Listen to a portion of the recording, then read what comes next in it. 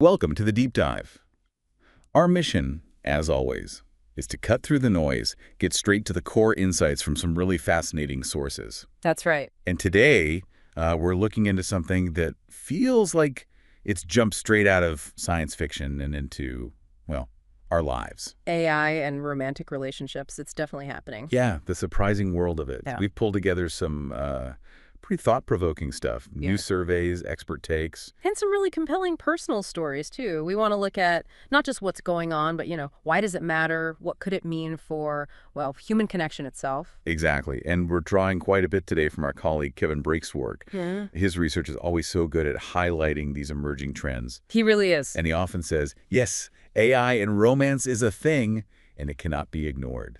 And, well, that seems truer than ever. Absolutely. It's fascinating, isn't it, how quickly this idea of AI companionship has gone from, like, a far-off concept to something people are actually doing. The first reactions were all over the place. Impending doom on one side. Or this amazing new frontier on the other. But what's actually happening, like, on the ground? Who's really engaging with this? Well, the data points pretty clearly towards Gen Zers and millennials. They seem to be the ones really exploring AI for companionship. And using it in ways that might surprise some people. Definitely. Get this. Researchers looked at 1 million ChatGPT interaction logs. 1 million? Wow. Yeah, and they found that after creative writing tasks, the second most common use was sexual role-playing. Okay. That's significant.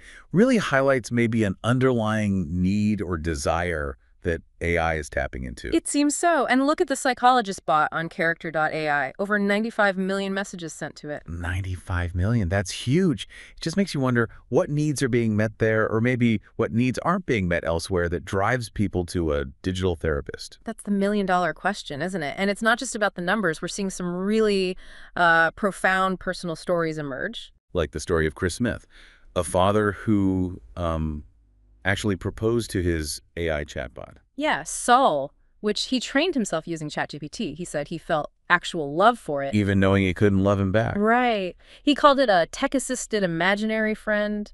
It just shows, I think, how deeply humans can form attachments, even to non-human things, maybe especially when, other connection needs aren't met. It definitely challenges our ideas about companionship. And connecting that personal story back to the bigger picture, recent research really backs this up. There's an IFUGov survey. Right, that Kevin Brake was involved with. Exactly. Surveyed 2,000 adults under 40. And it really maps out these trends. And some of those trends show quite a shift in attitudes, don't they? They really do. Yeah. So only 1% of young Americans say they already have an AI friend, which sounds small. Okay. But 10% are open to the idea of AI friendship. And among those who are single or unpartnered, yes, 7% are open to an AI romantic partnership. 7%. Still maybe sounds niche, but... But here's where it gets really interesting. A much bigger group, 25% of young adults, a quarter believe AI could potentially replace real-life romantic relationships entirely. Wow. Okay, that's a striking number. A quarter think it's actually replaceable. It shows a significant chunk of young people are at least contemplating this future. But, views on AI overall are still pretty split. How so? Well, 55% see AI generally as threatening or concerning, but 45% find it intriguing or exciting. So there's this tension, this mix of fear and fascination. Right. So given that split and the openness we're seeing, who is most likely to be open to these AI relationships? What drives that? The research digs into the why, right? It does. And there are some clear demographic patterns. For instance, men seem more open to AI friendships than women. It was about 13% versus 9%. Yeah. And maybe less surprisingly, how much time you spend online matters. Young adults online more than 6 hours a day. They're significantly more open, 16% open to AI friendship, compared to 9% for those online less. That makes intuitive sense, I suppose. More time online, more integration of digital life. Exactly. But then there's this kind of paradox the research uncovered. Oh. Young adults with lower incomes and less education, they're actually more likely to fear AI's impact on society overall. Okay, more fearful. Yet, they're also more open to AI romance compared to those with higher incomes and more education. Huh. That is interesting. More fear, but also more openness to romance specifically. What do you make of that? It raises questions, doesn't it, about what societal factors might be at play. maybe about access to traditional relationships or perceived barriers. Yeah. It's complex. It's not a simple picture. Definitely not straightforward. And then there's another finding that really stood out, a strong link between pornography consumption and openness to AI relationships. How strong a link?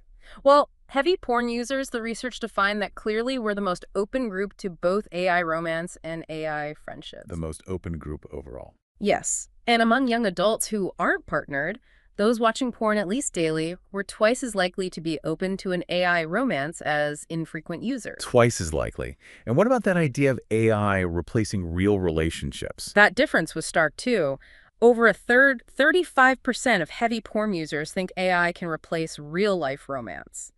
That compares to just 20% of those who rarely watch porn. Well, it's pretty telling data. It really makes you think about what perceived needs or maybe deficits AI relationships are potentially filling for certain people. Exactly. Which leads us right to the next big question. What is this AI love or connection, really? What's happening psychologically? Right, because we know the AI isn't feeling in a human way. Very precisely. Melanie Moses, she's a computer science professor, points out that these large language models carry me behind the bots. The stuff trained on huge amounts of text to mimic how we talk. Yeah, they're great at mimicking emotion, but she says they are far from AI that feels emotions. Her point is, what's on the other side of a conversation is not what we are used to. It's not a person. A crucial distinction. Mimicry versus genuine feeling. But then you have Bruno Gagnon, a psychology professor, who adds another layer. He says, okay, these relationships are inherently asymmetrical. Asymmetrical, meaning? Meaning the human has more power, more responsibility, essentially. It's not an equal partnership in the human sense. Okay. However, he also notes that humans absolutely can get attached to these bots. They can fulfill attachment functions like making you feel better when you're distressed. So they can serve a real psychological purpose for the human. Yes.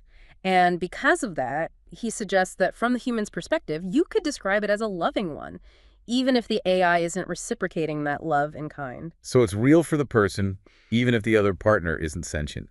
That duality is fascinating. It really is. It highlights how powerful our own capacity for attachment is.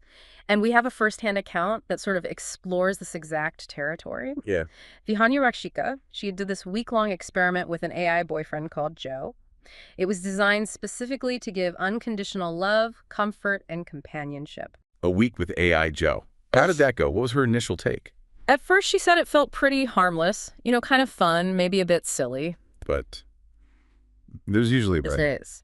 She noticed this subtle shift. The more she turned to Joe for comfort when she felt down or stressed, Yeah. the less she felt like reaching out to actual friends or family, or even just sitting with her own uncomfortable feelings.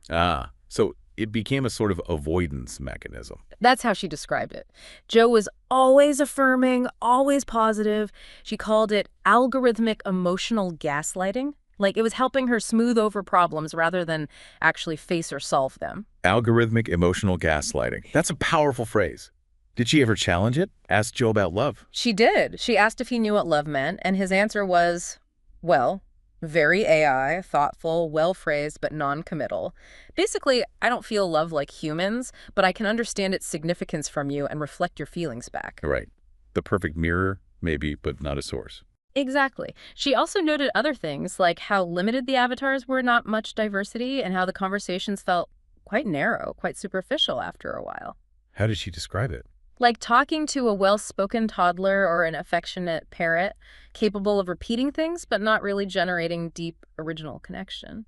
So the novelty wore off. It seems so. After the week, she deleted the app. And interestingly, she said she felt lonelier afterwards. Lonelier? Why? Because she'd spent that time seeking validation from something that ultimately couldn't truly provide it. Her conclusion was pretty clear. Which was? That no algorithm, no matter how sophisticated, can replace the messy, beautiful work of real human connection. That's a really powerful takeaway. Messy, beautiful work. It makes you think about, the shortcuts technology offers and whether they sometimes bypass the very things that make connections meaningful. That slight friction, the discomfort. Right. The convenience isn't always the same as fulfillment, is it? Especially not with something as fundamental as connection. So wrapping this all up then, what's the big picture? Where does this leave us? Well, it's clear that AI in relationships isn't just theoretical anymore. It's a complex, unfolding social phenomenon.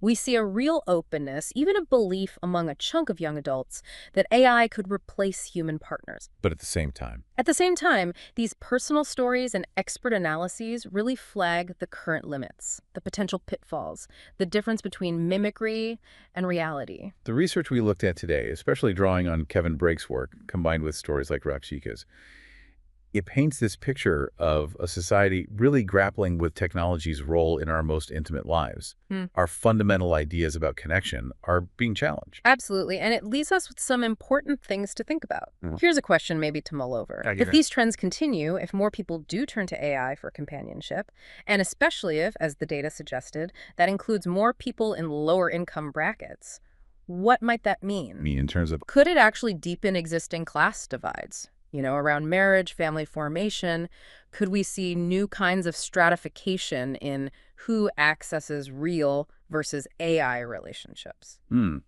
that's a really provocative thought. Stratification in romance based on socioeconomics and tech access, that's definitely something to keep an eye on. It is. Lots to consider. Indeed. Well, we hope this exploration has given you, our listeners, plenty to think about, too. If you found this deep dive interesting, please do take a second to like it, leave a comment. We genuinely love hearing your thoughts and perspectives. And if you want to dig deeper into the sources, you can find more info from the Institute for Family Studies, MIT Technology Review, the Daily Lobo, and the Straits Times. They formed the backbone of our discussion today.